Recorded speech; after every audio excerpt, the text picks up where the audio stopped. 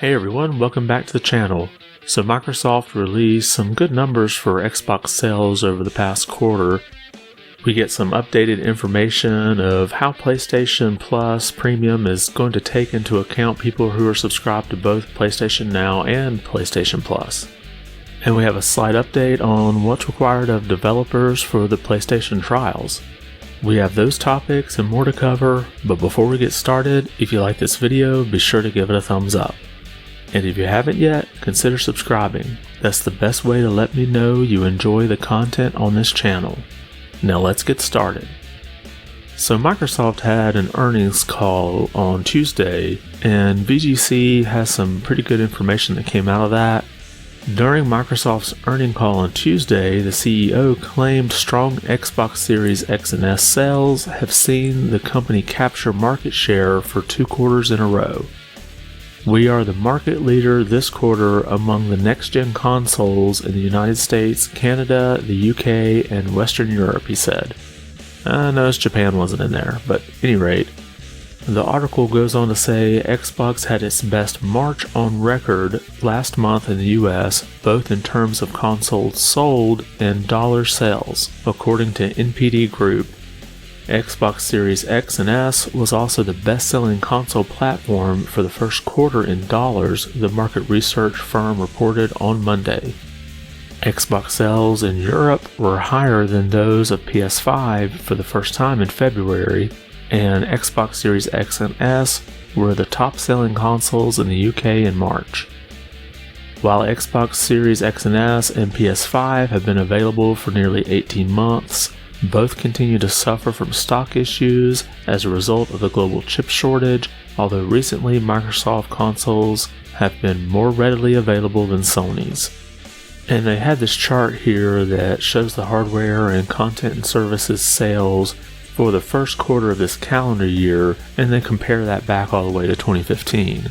And you can see a big boost in sales for the past 2 years in this first quarter of the year, mostly because the Xbox Series system's being out, and I'm sure along with more Game Pass subscriptions.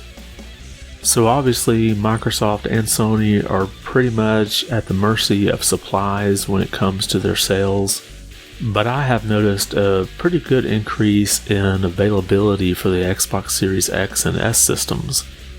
But in contrast, it's still pretty difficult to get a hold of a PS5. Hopefully we'll get some direct numbers from Sony and kind of compare and see exactly how they're doing. But honestly, until we see the supply issues resolved, I really don't think we're going to see a clear winner on either side. And it's going to be more about who can get more consoles into people's hands. Next, when we had the new PlayStation Plus announced, and they had that premium tier that pretty much aligned with what PlayStation Now also offered, I think most people just assumed that everything that was on PlayStation Now was going to move right over onto the PlayStation Plus premium tier. Well, that may not necessarily be the case. Let's look again here at VGC. Nearly 60 games are set to leave PlayStation Now service next month, before it becomes part of Sony's revamped PlayStation Plus scheme.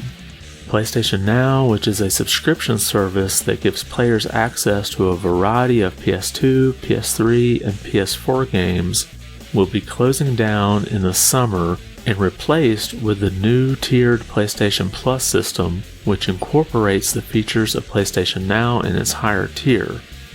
However, Reddit user CobraByte has noticed that a number of the games currently available on PlayStation Now either currently show expiry dates in May or are sporadically showing them on and off.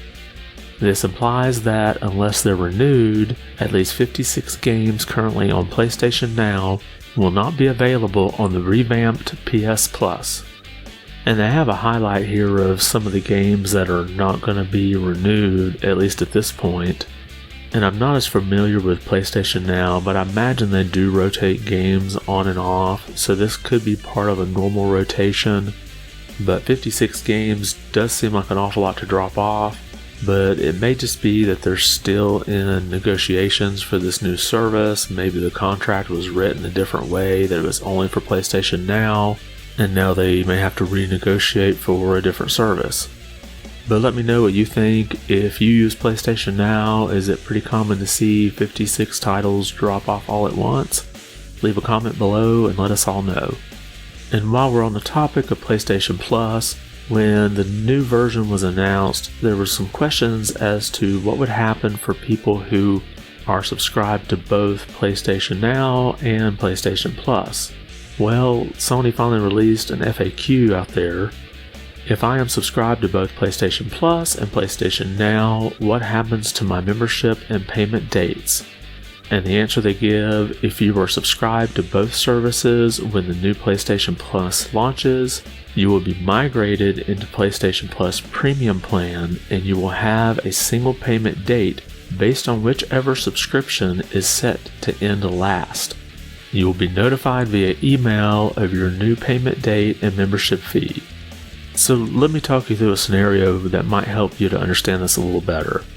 So we get to the launch date of the new PlayStation Plus service, and you still have, say, 2 months left on your PlayStation Now service, but you have, say, 3 years of PlayStation Plus, the older version. You will now have 3 years of the new PlayStation Plus Premium. So that would definitely be a bargain for anyone that's interested. So if you can still find some old PlayStation Plus cards and maybe just a few months of PlayStation Now, you could really get a bargain. Next, we have a slight update for that story about PlayStation requiring companies to create a 2-hour trial for games that were a bit larger in price. You can see this tweet here from what I believe is a French journalist, and I've got the Google Translate version at the bottom, so it may sound a little funny. I take this opportunity to refine a subject. I have confirmation that by default, the future PlayStation Plus Premium limited time trial program will not impose additional work on the studios. The devs provide the usual full game. PlayStation takes care of generating the trial version. And that was kind of one of my hypotheses that I had, was if PlayStation is doing this for them, I don't see really any downside. 2 hours really is just enough time to get a taste of a larger game and really gives you a chance to decide if it's something that you want to go in and purchase fully. But do you see any downsides? I don't particularly see any, but maybe I'm missing something. And finally, in just a small little note, Nintendo finally has the Xenoblade Chronicles 3 Special Edition showing on the Nintendo Store. However, as you can see right here, there's not a release date yet. So definitely keep an eye out for this going live. Nintendo did say that they would tweet it out. However, I wouldn't be surprised if it goes live before they actually send out a tweet. And if you're not familiar with this special edition or just need a refresher, here's a look at it. You have the game, a steelbook, and then an art book. And as of right now, I've not heard of any price for this yet. I could see this possibly coming in at, say, $99.99, which would be about $40 for the steelbook and the art book. So keep an eye out there for a tweet out from Nintendo, or if you follow me on Twitter, I'll also be tweeting it as soon as I find out that it's out there. And of course my Twitter handle's the same as YouTube here. And that's all we have for today. Did anything catch your attention? Were you surprised to see the Xbox Series systems outselling the PlayStation 5? And were you surprised to see that some titles may not move over from PlayStation Now to PlayStation Plus Premium? Drop a comment about that or any of the other topics we covered today. I want to thank you for watching, and be good.